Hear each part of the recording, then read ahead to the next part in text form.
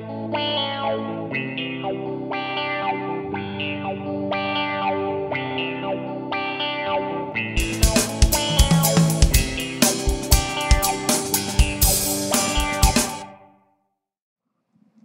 guys, all month I've been on this kick to do some tutorials and kind of clear off some of the requests that I've had hanging around for a while, and this one's a really old one. This is probably the oldest, and it's kind of embarrassing. It's like 2 years that I've been meaning to do this. This is my Christmas 2008 album they posted a video about 2 years ago, and I got asked how to do this sort of gatefold style mini album, just to show how to put it together. So I'm going to do that today. I'll show you what you need to do. We're not going to do one this big. This one's got like 19 pages in it. It's way bigger than you need, but I'll show you the basic construction. And basically what you need is you need to start with a 6" by 9" piece of chipboard. And then what you're going to do is you're going to add a 6" by 8" piece, and you're going to line it up with this edge. And then you're going to add another 6" by 8" piece that you're going to line up with this edge.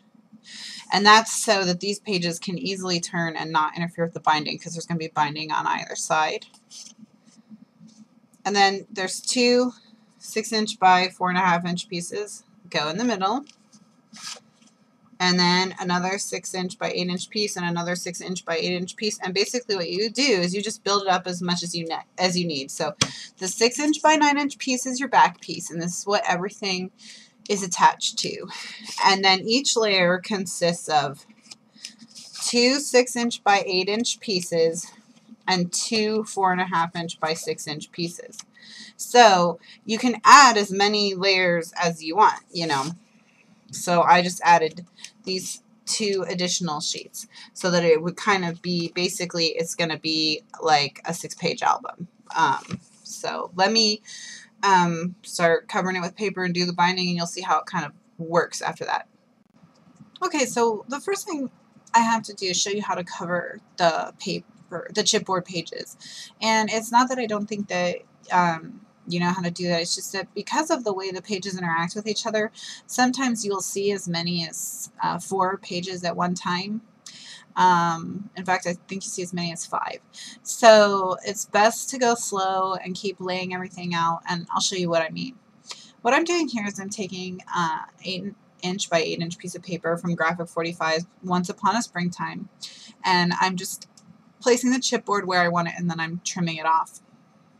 And because this page has a frame around it, all 4 sides, what I'm going to do is I'm going to cut the frame out of the part on the top and the bottom that I removed because it's just a little too long for my page.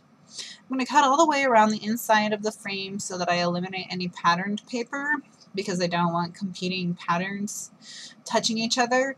And then I'm just going to trim the strip off the top where it connects to the paper pad. And I'm going to run the whole thing through my Xyron Xbox to turn it into a sticker, and then I'll just adhere it right to my page. If you wanted to get really fancy, you could miter the corners and, you know, trim the paper so it was only ever 1 layer, but if you're really careful, you don't need to do any of that. No one's going to notice. So here you see I'm just lining it up and adding it to the top of the paper. Just making sure everything, all the lines are lined up with each other, and then the Xyron adhesive is pretty darn strong, just to make sure everything is fine. It's not going to peel up or anything. I'm going to go over the whole thing with my brayer. And then I'm going to do the same exact thing on the bottom. I'm going to cut out the frame. See, isn't that cool? I'm going to trim that little edge that's poking off there after I adhere it to my piece of chipboard. But you see I've already added the bottom as well and did the exact same way. And now I'm just adhering this down to the piece of chipboard that's going to be my front cover. And I'm using the brayer to make sure everything's adhered well. I'm just a little concerned. I don't want those little pieces to peel up or anything like that. And so now I'm going to go ahead and trim around all of the edges. Okay, so now here you see the way the front cover lays over the second page. And this is what I mean by kind of going slow and adding pages one at a time. So now I know that those two look good together. So I'm going to go ahead and stick it down. And you can see a page over there that I've prepped to go opposite it, which I'll also be sticking down now. And I just, you know, same, covering it is the same as you always do, just adhesive all the way around the edges, some in the middle, and you're all good. And then just trim it off so it can't catch on anything and rip off. And so this is going to be on the back of the front cover. I'm just sticking it down and I'm going to trim around the edges. And then I'm going to start sort of laying out this page, and now I see a little strip where I have to make sure that the page will work. So I'm thinking that these pink flowers will work, that pink, and they have some yellow in the background. So I'm just laying it all down. Does it look good? Yeah, I think it does. So I'm going to cut that down and I'm going to adhere that. And that's how I do this. I just work one page, one layout at a time. I don't get too far ahead of myself.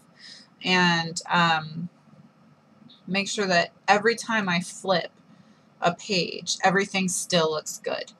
So just go one page at a time. You know, the backs have to look good, the fronts have to look good, the little pieces that stick out here and there, everything has to work together. So just going to go ahead and keep doing it. And then, so now, you know, I'm just redoing my flip. Okay, flip. So now I know I need a third. That page there on the right has to work with those three pages that are already there. So I'm thinking I want something either pink or green because of the pink and green in the flowers. That green polka dot looks good, so I'm going to go ahead and stick that down.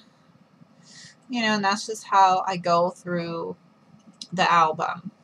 And just make this one, normally I don't think very hard. I just lay the paper down and then I decorate it, and I can make anything work. But in this album, you do kind of have to think, which is hard for me, but I try my best. So now I have these 4 pages that are raw that have to be covered, and it has to coordinate with those other 2. So I have to be thinking about 6 pages all working with each other at this point. So I think this is what I'm going to use as my layout.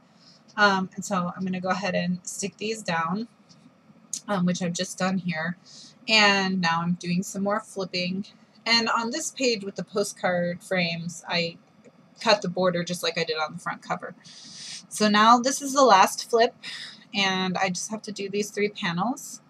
So I think I'm going to use these postcards on these 2 pink flowered pages. I'll do a nice pink and green layout. And I'm going to do the same thing, you know, that I do where I lay it down and decide where I want it and then cut it out. And so now here's the whole album. So I'm just going to flip through it really quickly so you see how everything works together, and then I'll show you how to bind it. I'm going to be using the Bind It All, but you don't have to. You can just punch holes and use rings or ribbons or whatever. So, but before I do the binding, I'm actually going to go and I'm going to ink all the edges of all the pages front and back with creamy brown ink. That's Colorbox Fluid Chalk Ink in creamy brown, and it's great for doing a subtle aging or a subtle distressing. It's just going to soften the edges and take off any white or harshness that there is and just make it look, you know, gently loved or something like that. Okay, so now one more time, here's the flip. We're just going to, oops, that's upside down. Got to flip it over. This is why we keep flipping. So there we go. Now what I'm going to do is I'm going to fold that back over, and I'm going to punch the holes one side at a time. I'm not going to try and confuse myself. So, excuse me. I'm going to show you how to make a Bind It All cheat sheet. And this is what you would use if you want the holes to go all the way edge to edge. You're basically just going to take a piece of paper and punch holes all the way along the edge. From edge to edge, and that's going to give you a cheat sheet. And this is the way that the cheat sheet works, and again, this is if you want the holes to go all the way to the edges. You just center it between the two holes on the cheat sheet, and then you line up one of the holes on the edge of your white piece of paper with the hole guide on the Bind It All. But I actually don't want mine to go all the way to the edge, so what I'm going to do is, because it's 6 inches, it's a good measurement for the bind it all. I'm going to set my bind it all on C, as in Charlie, and I'm going to make my first punch.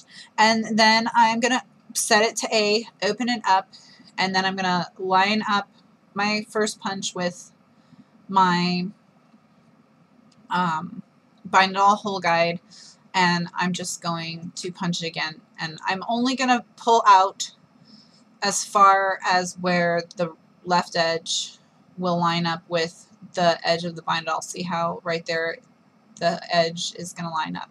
And now for the back page, you want to flip it over. So see, that's how I punched it the first time. Now I'm going to flip it over again, set it to C, punch it, and then punch it again.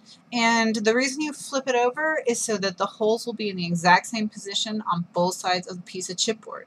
And once you have done the right side, you're going to go ahead and do the holes for the left side of the pages, and then we're going to put them together. And so once again, we're just going to work on one side of the book at a time, and we're going to have all the front pages that are bound on the right sit on top of the back page, and then flip them all around to the back. Then add the holes and put the holes in so that the yucky part of the bind it all that you usually hide behind between the covers is on top.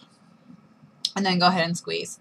And again, if you're just punching holes and using eyelets, I mean, that's cool. That's a lot easier actually. So here you see how I flipped them around to the back. And now that I flipped them around to the back, I'm going to push the holes in from the front so the sort of the binding wire will rest against the back cover. So, and I'm just going to punch the holes, and then you'll see what I mean. Or I'm not punching the holes. I'm squeezing the wires. And then, like I said, you'll see.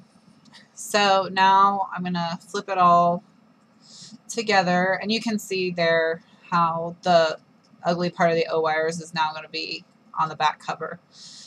And those two pages overlap slightly now, but they probably won't by the time I'm done junking this album up with a bunch of ribbons and laces and flowers and who knows what else. So, alright, just one more time and show you how it functions.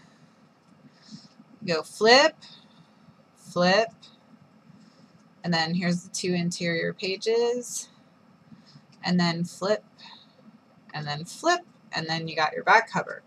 So again, this you can do it with the bind it all, you can do it with the regular hole punch, you can bind it with pretty much anything you would bind a normal book with.